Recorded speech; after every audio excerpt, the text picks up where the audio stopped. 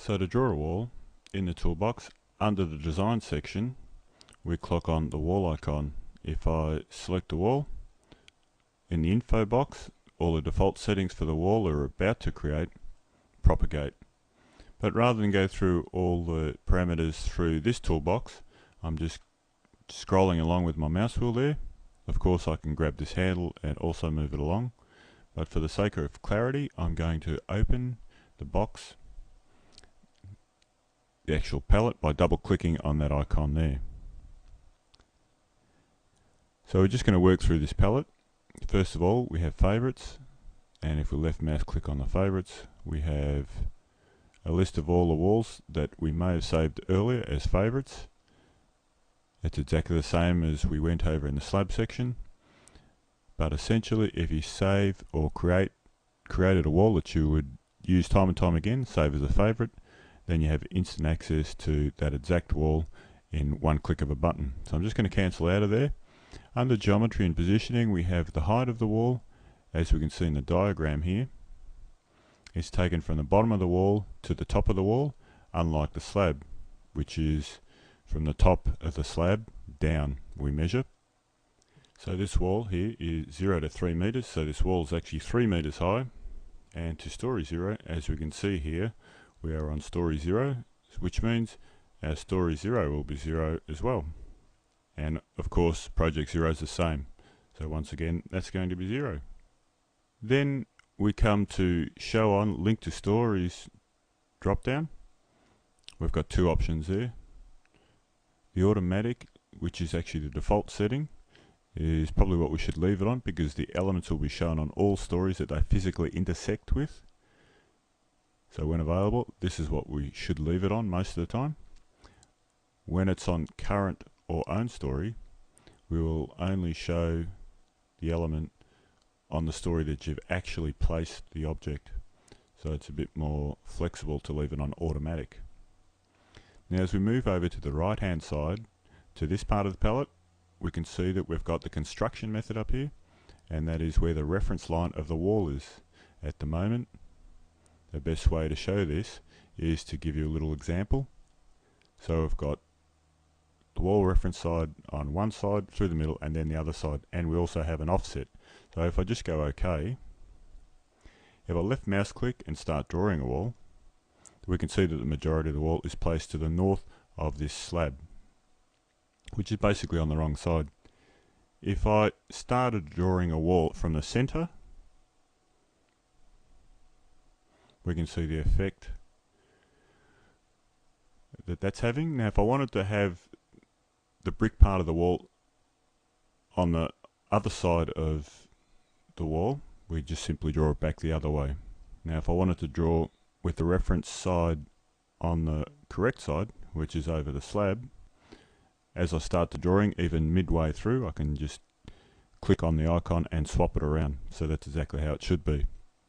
Now if I look at that in 3D, we can see how the walls are sitting there and the plaster's on the inside, which is how we would like it. But on the bits that aren't correct, we can simply select them by clicking on the arrow tool and just click on switch the reference line, and of course that will update correctly on the floor plan. This guide here was through the middle, so if I actually want to see the reference lines on the plan, I can go to view, on-screen options, and show walls and beams reference lines. If I left mouse click on that, you can see the reference lines. Alternatively, I can go up to your tool palettes are. This is the same on Windows as well. If I right mouse click on that, on any of the icons, this little drop down comes down, and what I basically want to see is on-screen view options. As I click that, another tool palette appears, and we can turn the reference lines on and off through this little palette. Now I can grab that. I might want to change that to the same way all the other walls are and turn off the reference lines. I can also offset the reference lines by, might just select that piece of wall again because that's the wall I want to edit. Double click on the wall tool, and I might offset that by 100 millimeters, and we can see it has moved that wall. That's pretty close to the center. I might just move that back a little, change that back to 50 for the sake of illustration, so we can offset the reference lines as well. So there's quite a bit of flexibility there. Next, we have the different sorts of geometry methods that we can draw the wall with. So we've got straight, trapezoid and polygonal.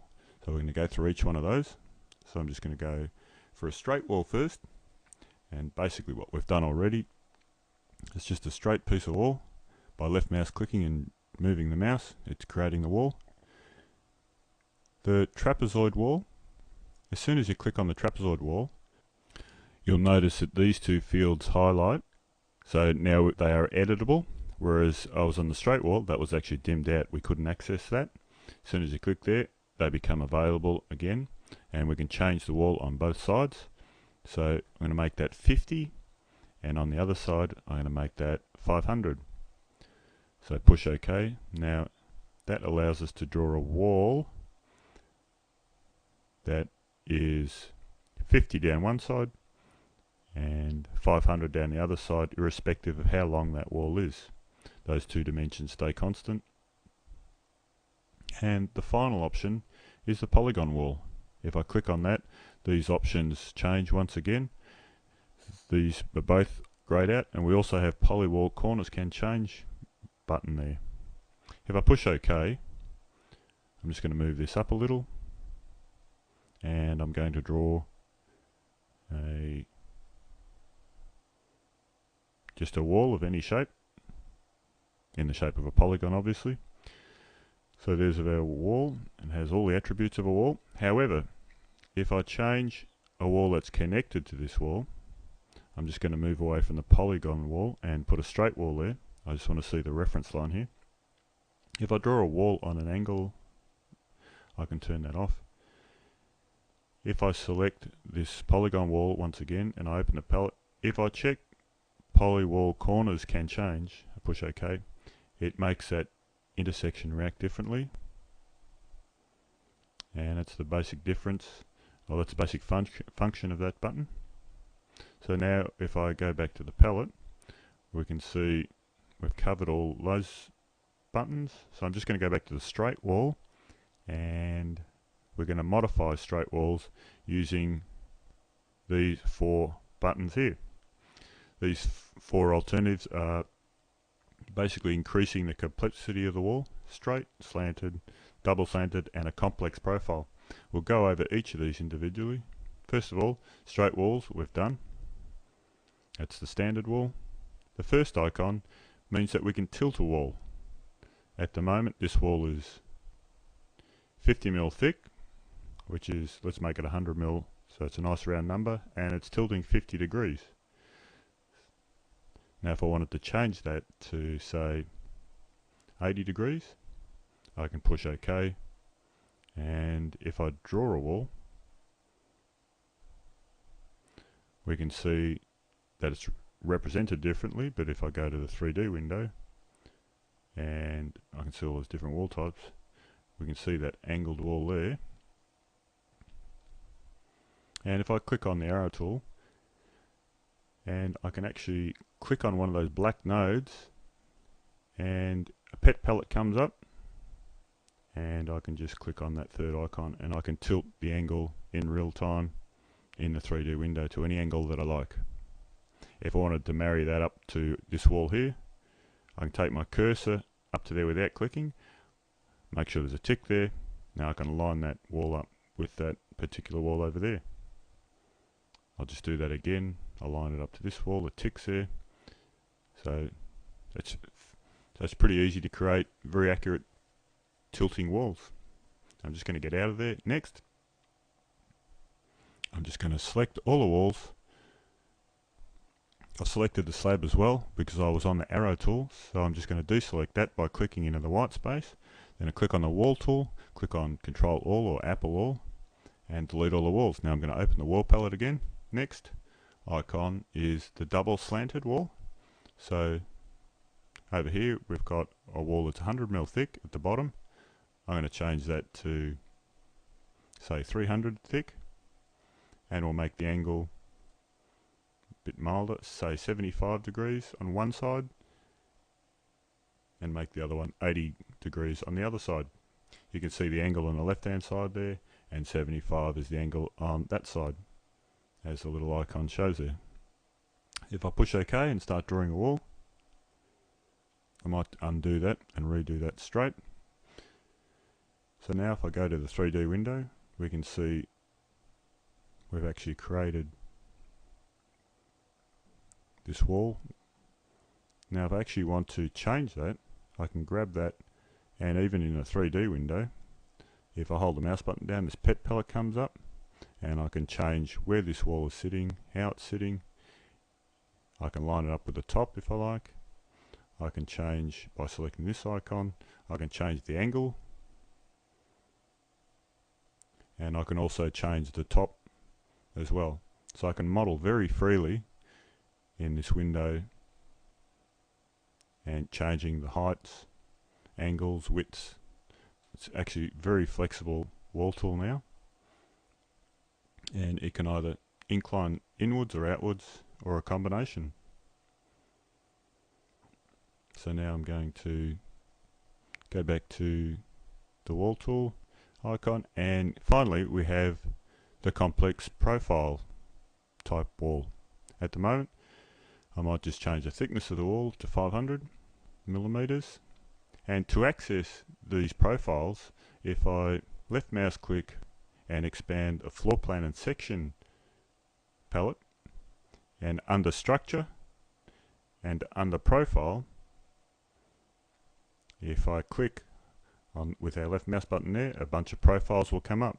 These may have been saved from an early session, but at the moment there's just the standard ones that are in ArchiCAD at the moment. And we will create another movie just dedicated to this part of creating, because it's a new feature. So I'm just going to choose the crown cornice at this stage, push OK, and as I start drawing, I'll just change this to continuous.